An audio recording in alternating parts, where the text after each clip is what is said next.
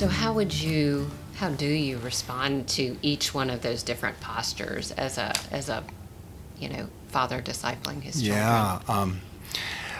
Yeah. It really is I would say, distilling two doctrines, right? A doctrine of the Imago Dei and the doctrine of loving your neighbor, right? And so it's really stressing how all of us, even Asian people, are created in the image of God and therefore inherently valuable, full of dignity and glory.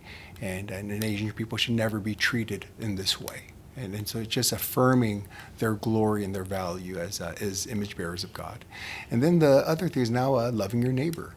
Well, just because you don't experience this personally doesn't mean that you shouldn't care. This is about loving your neighbor.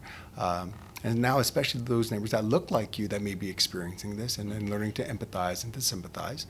And also loving your neighbor also means those that are being hateful, to love. What does it mean to love people who are racist, to love people who are exhibiting this? It's not to condemn them or to wish fire to fall down. It's like it has to be redemptive. In what ways can they be shown their sin and their blindness so that they might repent and grow, right? And so what does it mean to love your neighbor? Both who are victims and those who may be victimizers, right?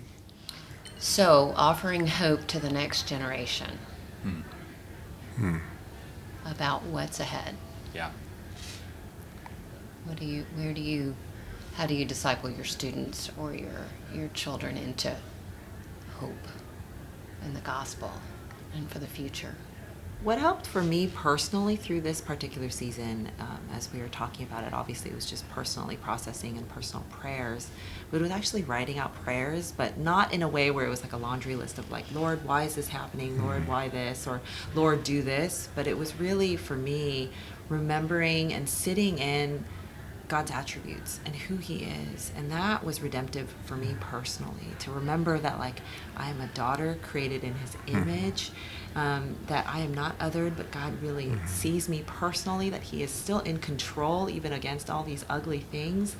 The creator of the universe cares for me individually. Like just knowing all those truths really was doing some really good work in my heart. And I remember we did a prayer service with our young adults, college and young adults, and Kevin had asked me, I think you should write out a prayer. And at first I was like, no, I don't want to do that. I'm okay, I was like, I'll do my own like prayer journaling, but like he's like, I think you should write out a prayer. And so I had to really sit in that. It took like, several days to sit there and write out the prayer. But once I wrote it out, I think that's where my heart came from, because I really like wept through the prayer. But because I saw that God weeps with me, hurts with me, because that's who he is, that was healing in itself. That's wonderful. I think for me, it's the hope is not on this side of eternity, that every racial and ethnic and different group or tribe is going to get along peacefully, and that there's going to be harmony. That's not the hope. I think that's reserved for heaven, right? But the hope that I have is, as Tracy mentioned, how does the next generation respond to this in a way that honors Christ, responds to this in a way that deepens their own gospel hope? Because as minorities, we're well aware that America is not our true home. It's never going to be. And there's a profound sense of loss there. And problem is, and then we go back to Korea, I'm like, oh, Korea's not home either, right? There's no place on earth that we're going to feel at home. And that's an opportunity for us to preach a heavenly. Our citizenship is in heaven.